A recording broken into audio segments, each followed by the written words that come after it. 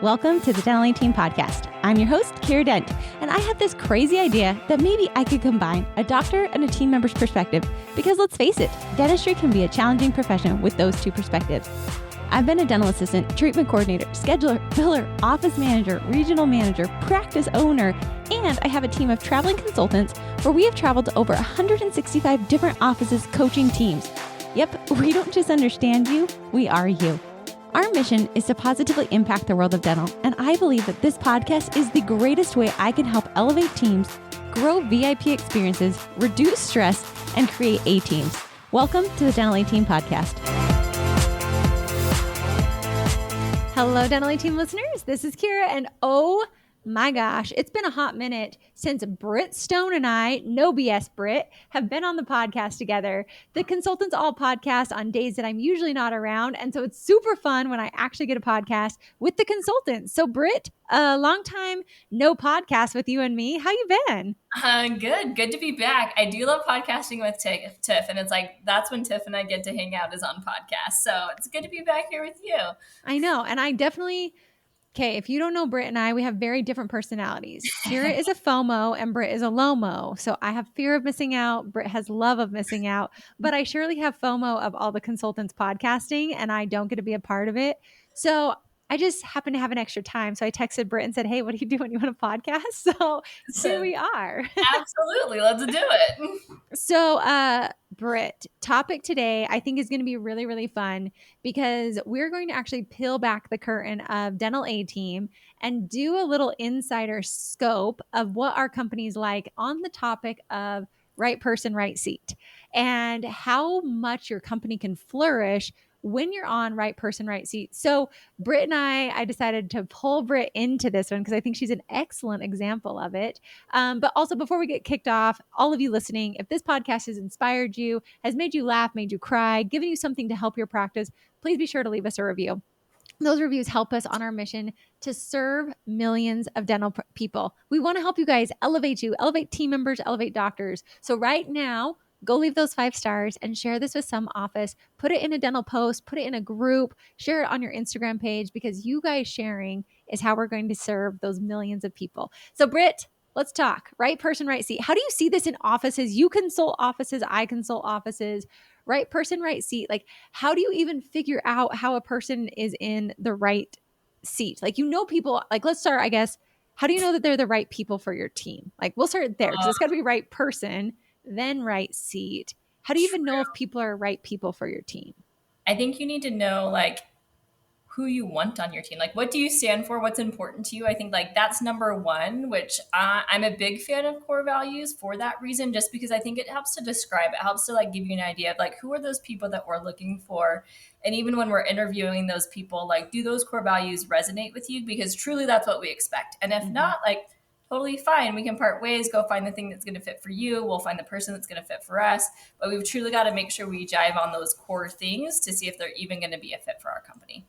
I love that, Britt. And I think it's such a like cliche thing to say core values. I don't know how you feel about it, but every time people are like, yeah, hire for culture. I'm like, yeah, but when I can't find someone, do I just get desperate and hire?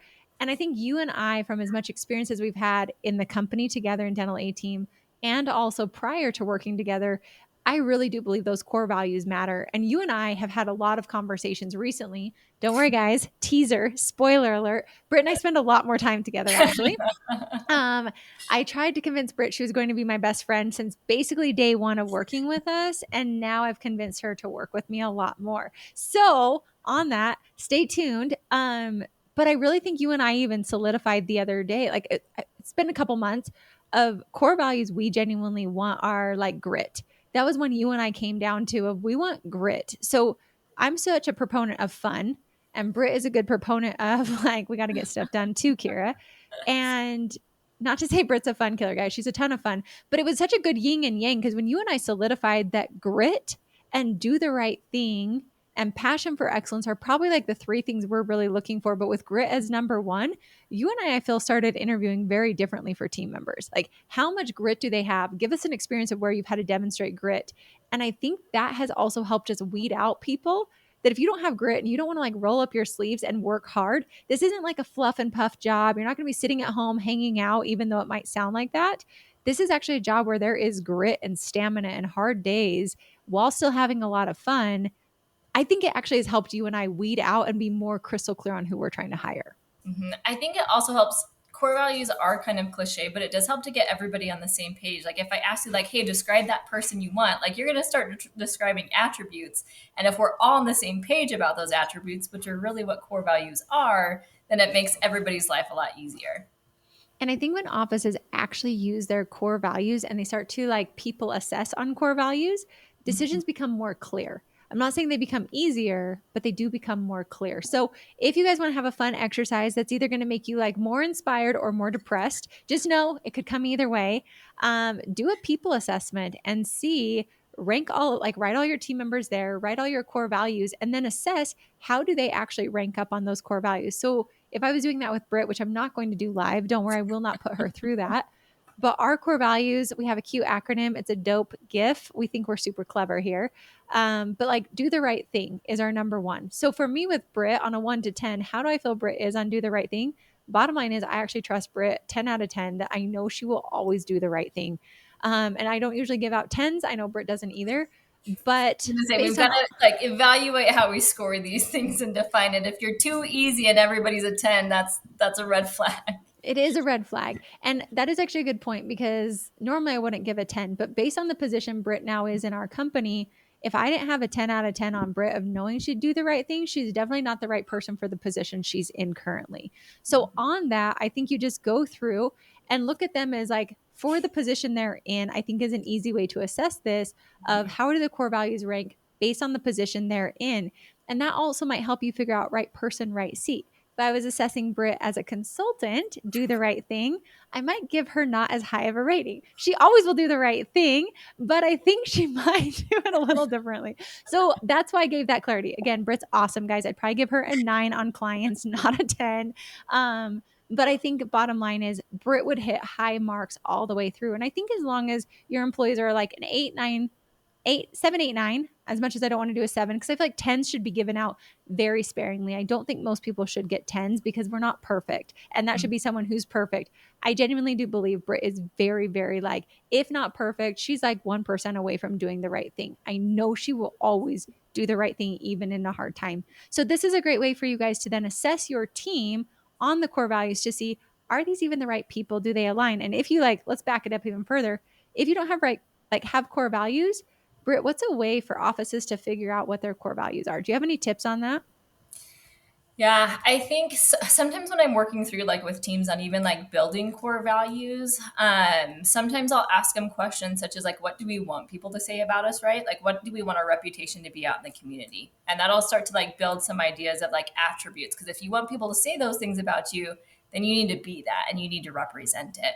So sometimes that's a good way to look at it. Or like, what attributes do you value highly like in team members, right? Like what do you like about other people? What do you need in coworkers? What do you appreciate? And those are two really good questions to kind of start things off and start to get the ball rolling. I love those questions. And I'll add two more on my side that I like to also ask of one, what is the culture that I want to embody? So thinking about it, like grit, I don't think we'd ever say grit, but when I started looking at the culture of our company and what attributes I wanted as a whole, all team members to be focused on or even aspiring to, was a good exercise. And then the second question I would say is, as a business owner, what were the 3 core things? I pulled this from Patrick Lenciani, and I loved how he said, like, those are actually your core, and then the other ones are aspirational core values. So it's like your core values and then your aspirational values. And so for me, thinking back when I started Dental A Team, what were my 3 core values? That to me is like those 3 things are must. And that was do the right thing, add the sprinkles, aka your passion for excellence and your ease, and then our fun. Those are my 3 core. Like when I started this, that's what drove me, that's what I wanted it to be. And so again, do the right thing, your passion for excellence and ease, and then fun in the company are my core. And then the other ones are aspirational of what I wanted the company culture to be. So as they do a people assessment, terrifying. You might lose your whole team, and that's okay. They might aspire to it, but then going to it, Britt, let's talk about right person, right seat. So now we know how to find right person. This like right person, right seat, like what does that even mean? How do you even get there? Because I still struggle with it, even though I kind of understand it. Yeah, I think one quick tip, I think when it comes to like people assessment, I'm always a fan of like have them do self-assessment and you can assess them because I think it's important to see like what they think of themselves and also what you think of them when it comes to those core values. So Mhm. that's one tip. And then like right people, right seat. I think that I love with people, like I love differences in people, right? And everybody comes with their different strengths. And sometimes those strengths are going to work better in different positions. And that's what I think of when it comes to right people, right seat. Like, yes, it's whether they're a cultural fit or not. But sometimes it's like, what truly are their strengths? What are they doing? And how can I best utilize this resource that I have? Because let's face it, good team members these days are like a very valuable resource to find out there. So when we find someone good, how can we best use them? Mhm. Um, I think that's such a beautiful piece. And the reason I wanted Britt to come on is because for those of you who have known Britt, I hired Britt as a consultant. And since I met Britt, I knew Britt, something I value about Britt, and I'll just say this publicly. I know Britt doesn't love public um, kudos, and I feel like you people should know this about you. Something I value about Britt is she has always been transparent with me. She's never led me on. She's never told me anything. And early on, Britt and I traveled a ton together. I was training Britt to basically replace me as a consultant. If I'm honest, I knew she had a lot of the same skill sets as me. I knew she could be able to do it. And so I really thought I'm going to train this girl up to be it. And there was one night, Britt and I were chatting at an office, and she said, Kiera, just so you know, dental team is not my long term goal. And I was like, got it. She's like, I'm not going to be doing consulting forever. I'm never going to leave you high and dry, which thank you for like easing my stress there. But I appreciated that Britt told me that. And so, Britt, Britt, guys, if you don't know Britt, this girl's brilliant. Not only is she a hygienist, she also went to school. She has her master's. But Britt, kind of like, what is your sweet spot? Like, yes, consulting, you enjoy consulting. That was kind of your next layer. You wanted to try it out. But if we had like what you're most passionate about, things that really light your fire, what are those attributes? And don't worry, Britt's clients, don't panic. She'll still see you. We're not here to scare you. But Britt, like, really, what are your true strengths that you jive that light you up of tasks? Yeah, I did tell Kira when she proposed this topic, I'm like, we just got to make sure we don't scare any clients so they know that I'm not leaving them because It's I do true. love my clients. And thank you for the compliments. The things that really fire me up, I know myself well enough to know like I have evolved from like doing hygiene to like managing to doing something different. Like I think that's I'm always going to be learning, and once I kind of feel like I've got a handle on something, like I'm looking for the next thing to learn. So like that's part of my reason of being like I don't know that like it won't be my long term because I know I'm not going to sit in something that feels like repetitive forever. Consulting brings in a lot of like variety, and that is one thing that I do love about it. There's always unique things coming up the offices are working on, but I do love growing things. So like I love growing companies. I love new ideas. Like what's the next thing? Like what's something different that we can do, and that really interests me. And so I think like that's my sweet spot is like give me a problem. I'm a puzzle person. Give me a problem, let me figure out the problem, and that's what drives me. And so Britt and I actually started having quite a few conversations. And knowing that consulting, it's been fun to also watch Britt though, from like what she loved doing to what she was doing and seeing like you blossom on consulting too. Or I think it's something that you naturally wouldn't gravitate towards, but found a lot of love around. And so Britt and I started having conversations, and it's just interesting how when you're looking for a seat, so then next piece is you got to have an org chart and know what you're even looking for because you've got right people. I knew from day one Britt was a prime culture fit. I knew I liked her grit. I knew I liked her personality. She's a good time. She reminds me of like one of my best friends in high school, and I'm like, perfect. I'm your outgoing person, and she's like, I'm your like introvert. Like let's. It's a good yin We're to the true yang. yin and yang. We really are. And so it was interesting. I was trying to hire an operations manager in our company. I'd gone out, I'd gone to big companies, I'd tried a couple of things, but I even interviewed somebody who had dental because I thought, oh, if I could really like paint my perfect person for this, they would have dental, like the consulting experience. Plus, they'd have the business. And if I really could get like super picky, I'd want somebody who's got their master's in business on some level. It's crazy how we don't see what's right in front of us often until an opportunity presents ourselves. But Britt and I had a conversation, and I was like, what the heck am I doing? You are the perfect person for this operations. But it was painful because Britt is also a really fantastic consultant. So we came to this cross path. And Britt, I'm curious from your angle, like, what do you do with employees? Because, like, you guys, let me put into perspective, consultants are the equivalent of an associate dentist in a dental practice. So just to give you a little bit of a comparison, like, they do the production, they're hard to find. You need to find somebody who's really good at public speaking and is knowledgeable about it. And they also can travel. Britt's like a travel junkie. She can fly all across the nation. She's got all the skill set I need her to have. She's great at consulting. Clients love her, but her sweet spot is operations. And I'm seeing opening in the company.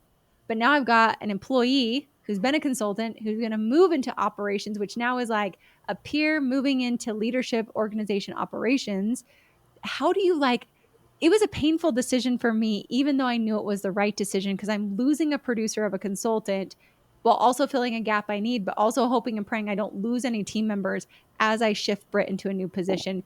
Knowing Britt's right person, right seat was truly that seat. So, Britt, like, walk me through from your side as a team member, also from your experience of coaching offices, how do you get the right person into the right seat effectively when they might be right person in the wrong seat or not as ideal of a seat, even though you want them in that seat? Like, I wanted you as a consultant, Britt, but I I know, also want you as an operations.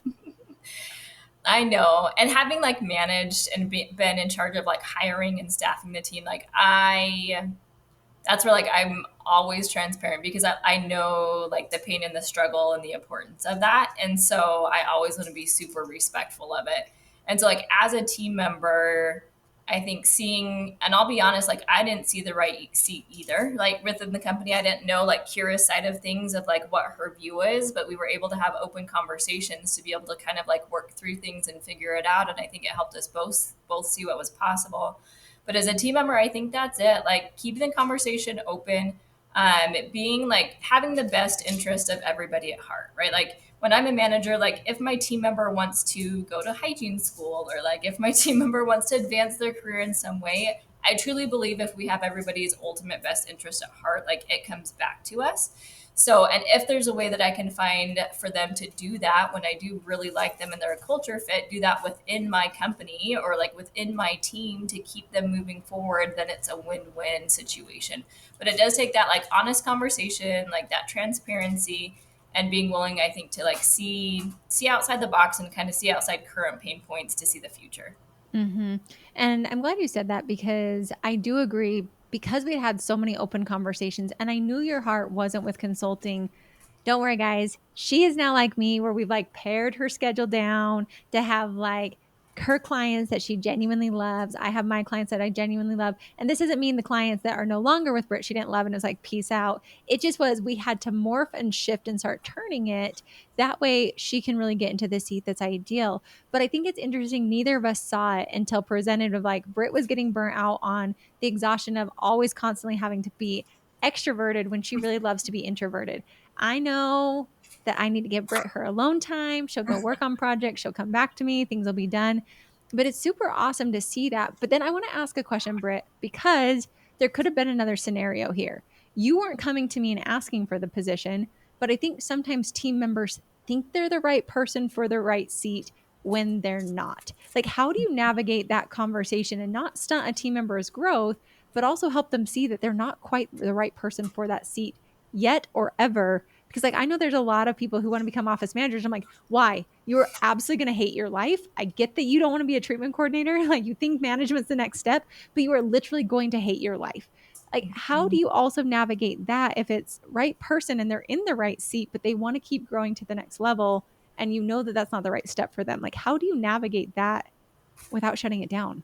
I don't know. Ideas, I think, are like truly knowing the motivation, right? Because some people will come to you as a manager, right? Or as an owner and be like, well, I want this thing. And it's like, all right, like what's motivating it? Is it money that's motivating it? Like, is it truly your drive because you think you're going to be a good fit for that job? Like, will that really be more fulfilling to you? So, figuring out like what the true driver is and figuring out what their strengths are. And sometimes they don't understand all that's involved in like whatever the position is they're seeking after. Mm-hmm. So sometimes it's spilling things out so that they know like what that position is. And like, here are also the things that I'm looking for in that person who's going to be at that position.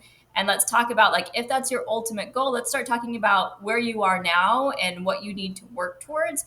And I'm also going to give you like honest feedback along the Mhm. way, and be transparent with them on how they're doing so that they can grow. And if they ultimately come to be, get the skills, be that person that it's truly going to be the right fit for them, then like awesome, fantastic, rock on. And if not, like this is where I've got to keep the best interest of the business at heart. Like I've got to make that call. And if it's not going to be them, compare them against other people and what I'm truly looking for, and not give them the position just because they're already on my team. Like I've got to Mhm. keep it like honest. I think, Britt, what you just said, the last point I hope was highlighted of don't just give them the position because they're on my team.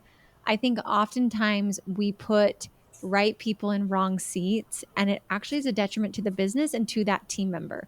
That I think, well, this person's been with me forever, so they should become the manager.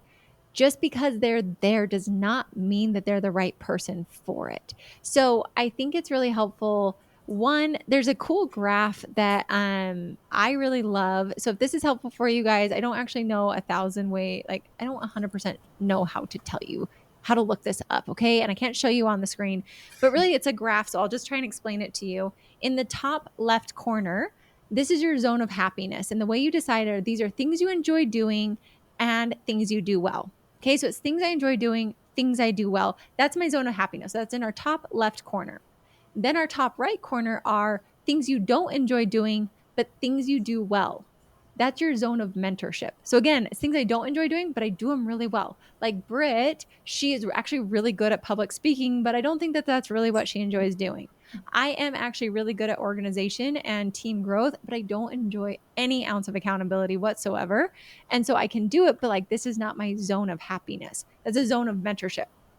Then the bottom left corner is things you enjoy doing, but things you don't do well. There are some things that we might enjoy doing, but we're actually not that good at it. And really being honest there, that's a zone of learning. And then our bottom right corner are things you don't enjoy doing and things you don't do well is a zone of pain. And so if you can kind of put your tasks and categories in there, like the goal is for most of our team members to be in that zone of happiness. Things they enjoy doing and things they do well is where we really want to own. But I think having team members and owners and managers really look for that. I think that that can also help people figure out like being honest. I might have someone who tells me like, Kiera, I'm amazing at presenting. And I'm like, whoa, you might think you enjoy it, but you don't actually do it that well. I need to be honest with them for what the business needs. That doesn't mean in another organization they might not be great at it, but for our organization of what we're looking for, really trying to get more people in that zone of happiness, things you do well and things you enjoy doing. I feel like the things you do well but you don't enjoy doing, actually they say that that's a zone of mentorship. I feel like that's a zone of burnout because like I'm good at it, but I don't enjoy doing it and we just keep like churning on this wheel. I feel that that's truly where we get burnout. And so trying to get more of those tasks out of that world, try to get more up in the enjoy doing and you do really well. So like even if 80% of our tasks are in that top left corner, I think you're going to have more people right seat, right person. But I will say as an owner side, and then Britt can speak as a team member side, I think always be looking for the right person in the right seat. For me, I know our organization needs this, and I know I overstaffed in a lot of areas. And I know me moving Brit there, I had a great potential to frustrate team members all the way around. But I think like don't be afraid to make those big moves because those are the moves that will ultimately propel your organization forward. Like I was willing to lose team members if it came to that, knowing I had the right person for that seat. And I knew it was going to be hard. And thankfully, Britt's amazing and she's very humble and she did it with grace. That so far it's been a smooth transition and people see what we needed. But I think also for me, moving Britt into that role, I think sometimes team members don't even know the vision of what you're trying to create because they've never seen it. So me moving Britt there, people are like, why do we need Britt in this position? Like, is she really even going to do anything? But I saw what we needed further than the team could see. And so I think as owners and leaders, you have to be willing to make those sometimes really uncomfortable decisions to get right person, right seat for your organization. I think you made a really good point of like you've got to think the long term, and I think that's a lot of these moves is it's thinking the long term. Because if I'm making a decision because of like a current pain point, or I'm trying to just make a fix or put a band-aid in place to like keep things going, I think those are spots where like it's totally understandable and I've done it, but we can make some decisions that aren't great long term decisions, and then we've either got to like walk them back or make harder choices to fix them in the long run.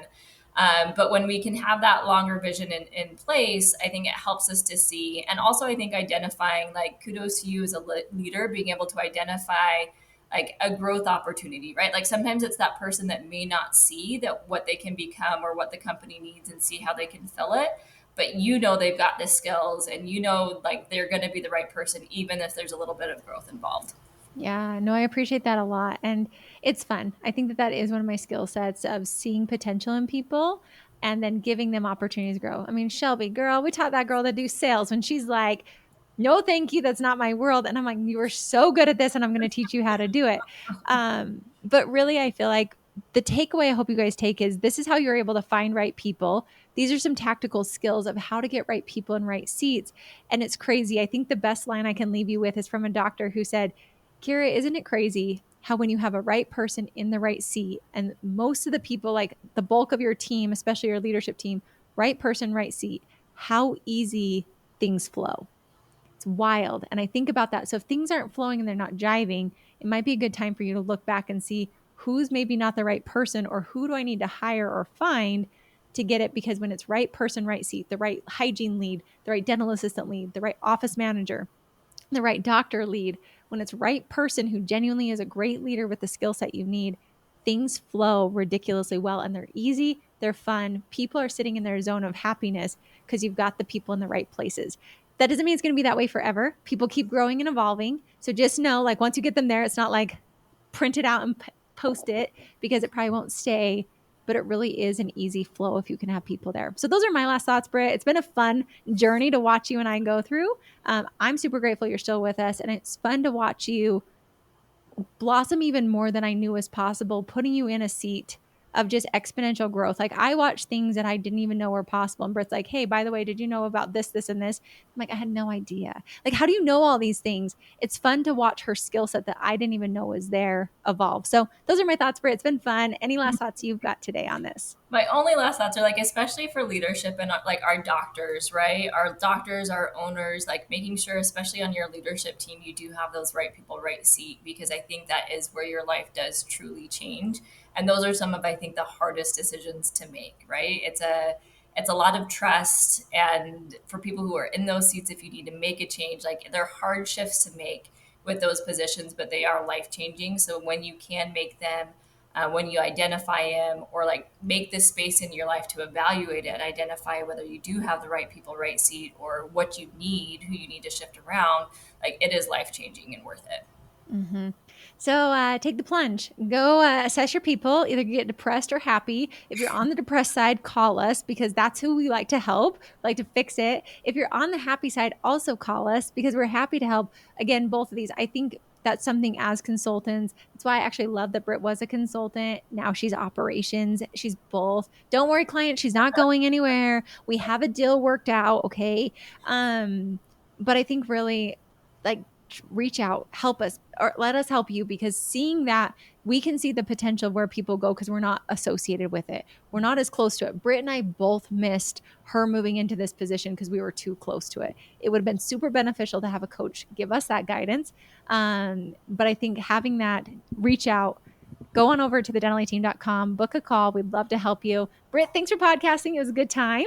Yeah, thanks for having me. Of course. And for all of you, thanks for listening. And we'll catch you next time on the Dental Team Podcast. And that wraps it up for another episode of the Dental Team Podcast. Thank you so much for listening, and we'll talk to you next time.